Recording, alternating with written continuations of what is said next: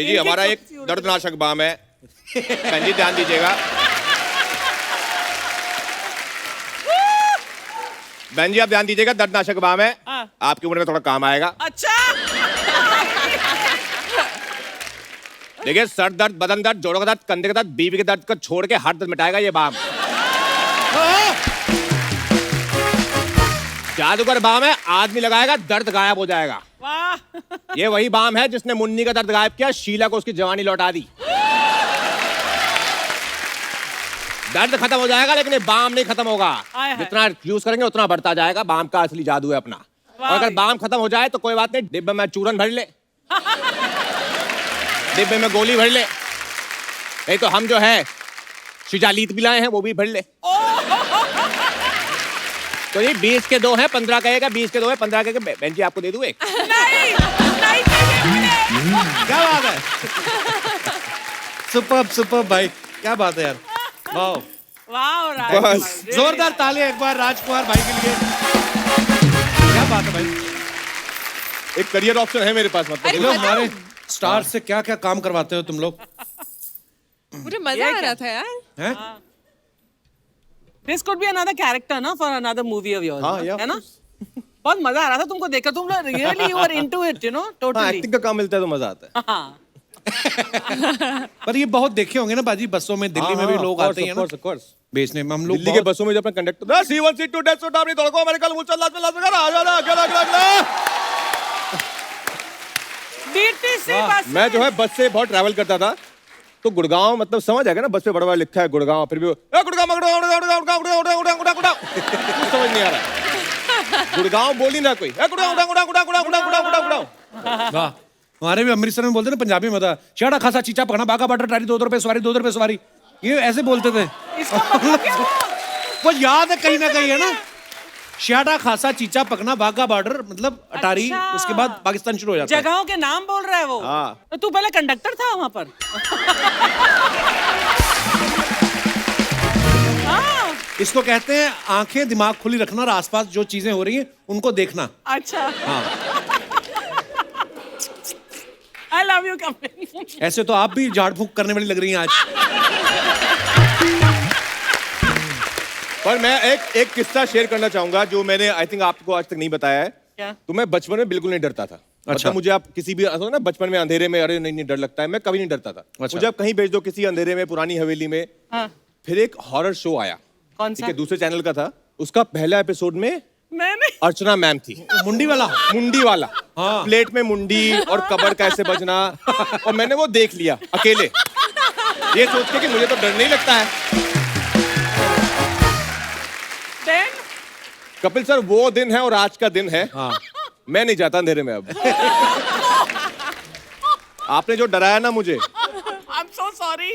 बहुत डराया आपने। आपने जो मुंडी घुमाई ना प्लेट में ऐसे, मुझे आज तक वो विजुअल मतलब बसे हुए मेरे दिमाग में। एक्चुअली वो पता है, वो फोटो अभी भी घूम रही है सोशल मीडिया पे।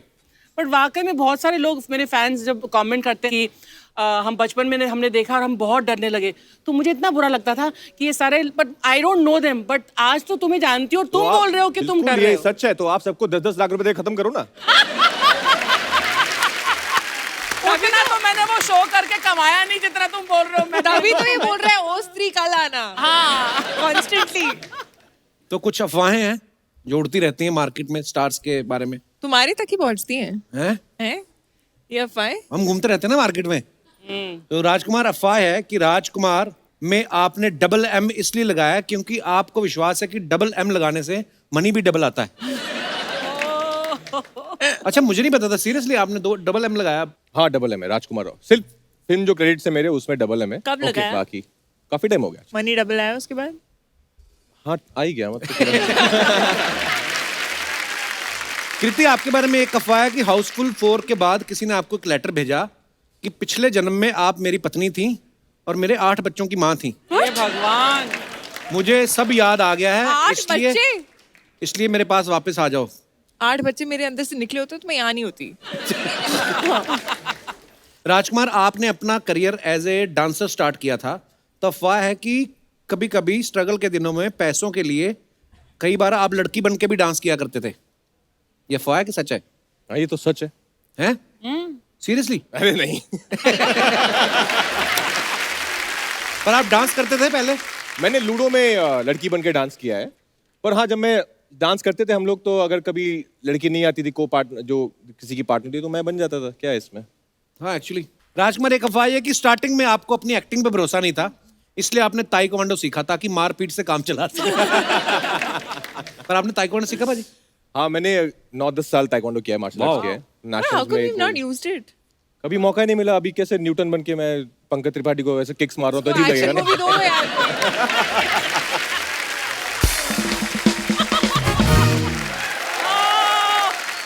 पर राजकुमार अभी कितने साल हुए होंगे भाजी इंडस्ट्री में आपको? 10 साल। 10 साल। और 10 साल में और इतनी सारी तैयारी करके आए हैं, ताइक्वांडो ये वो। अर्चना जी को कितने हो गए? एक भी चीज नहीं, मतलब आपने आई मीन कोई भी चीज छोड़ी नहीं, सब सीखी है आपने। सबसे बड़ा टैलेंट मेरे में है। हाँ। बिना कुछ किए मैं 40 साल इस इंडस्ट्री में हूँ, वाह। है ना? क्या बात है। अर्चना जी, प्लेट में रख के मुंह घुमा सकती हैं, आप घुमा सकते हो? देखा मेरे कितने टैलेंट है यार। ये भी इन्होंने एक्सपीरियंस बताना था, इसलिए 40 बोले। कल मैंने पूछा आपकी एज क्या, 32। तो ये so beautiful, always your fan. इसी के साथ ही हमारी अफवाहें समाप्त होती हैं।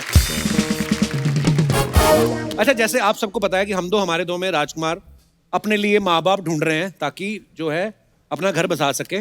लड़कियों की ऐसी डिमांड है। बहुत बार ऐसा होता है, हम स्कूल कॉलेज में भी कभी कभी नकली रिश्तेदार बना के ले जाते हैं। तो आप भाई बंधुओं में से अगर किसी का कोई ऐसा एक्सपीरियंस है तो आप हमारे साथ अपना किस्सा शेयर कर सकते हैं। बहुत बहुत धन्यवाद जी भाई साहब। हाय Hello. Everyone, hello. मेरा नाम मोंटी है। मेरे साथ भी एक किस्सा हुआ। एक मैं किराने वाली आंटी को मम्मी बना के लेके गया था। किराने स्कूल में। वाली आंटी को मम्मी क्यों बनाया? आपको अच्छी लगती थी, आपके पापा को अच्छी लगती नहीं, थी? अच्छी नहीं लगती थी सर। मैं घर पे बताता तो मेरे को घर वाले मारते। हाँ। तो 10th क्लास में क्या था सर, हमारे फ्रेंड्स लोगों ने ना एक टूर ऑर्गेनाइज किया कि हम ऋषिकेश राफ्टिंग करने जाएंगे। अच्छा। तो हम राफ्टिंग करने के लिए गए 4 दिन के लिए। और राफ्टिंग करते करते हमारा 7 दिन निकल गया घूमते घूमते। तो स्कूल में आए तो पता चला कि नाम ही कट गया है। अच्छा। तो नाम कटा तो फिर मैं आंटी को बोला कि आप आंटी मेरे साथ चलो, ऐसे ऐसे किस्सा हो गया है। तो आंटी बोली कि मैं चलती हूँ। मैं बोला कि 1-2 मुक्के भी मार देना मुझे सर के सामने। तो वहां पे जाके पता चला तो आंटी ने इतना मारा मुझे, इतना तो मेरी मम्मी ने भी नहीं मारा। आंटी ओवर एक्टर होगी ना। तो आप क्या करते हैं सर? आप अभी मैं MBA कर रहा हूँ सर। MBA कर रहे हैं? Yes sir. ठीक चल रहा है कि उधर भी लेके जाते हो किसी को? नहीं, अब तो ठीक चल रहा है। चलिए, बहुत बहुत धन्यवाद आपका। Thank you, sir. और कोई हमारे दोस्त मित्र? जी मैडम। नमस्ते कपिल। नमस्ते जी, कैसे हैं आप? हाय कृति। हाय राजकुमार। Hi, ma'am. Hello ma'am. मेरा नाम कल्पना है। जी। मैं मुंबई से ही हूँ। स्वागत और है जी आपका। एक बार मेरे साथ ऐसे हुआ था कि जब हॉस्टल में थे तो हमको बाइक राइड जाना था दोस्तों के साथ। और डीन मैम बहुत स्ट्रिक्ट थी, तो उनसे परमिशन लेनी थी। लड़कियां बाइक चला रही थी? हाँ। अच्छा। तो मैंने एक दोस्त को फ़ोन किया और उनको रिक्वेस्ट की कि आप मेरे छोटे चाचा बन जाइए, डीन मैम के पास आ छोटे जाइए। चाचा बन जाइए। और उनको बोलिए कि मैं इनके छोटे चाचा हूँ और बड़े चाचा बहुत बीमार है, तो मैं उनको लेने के लिए आया हूँ करके। अच्छा। तो वो बोले कि मेरे पास कुछ टाइम वगैरह है नहीं अभी। तो मैंने बोला ठीक है। तो मैंने दूसरे दोस्त को फ़ोन किया और दूसरा दोस्त तुरंत तैयार हो गया, तो फटाफट से वो आ गया। मैं चली गई बाइक राइड पे। उसके बाद क्या हुआ, जो पहले भाई साहब थे उनको टाइम मिल गया, तो वो पहुंच गया हॉस्टल। अच्छा। और वो उन्होंने बताया डीन मैम को कि मैं कल्पना का जो छोटा चाचा हूँ और बड़े चाचा बहुत बीमार है, तो मैं उनको लेने आया हूँ। ये सब बात हो गई। हम लोग बस मज़ा करके दूसरे दिन वापस आए।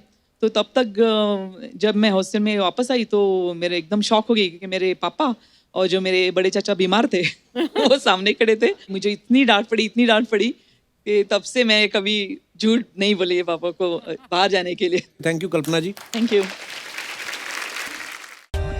For more updates, subscribe to our channel, click the show links and enjoy watching the videos.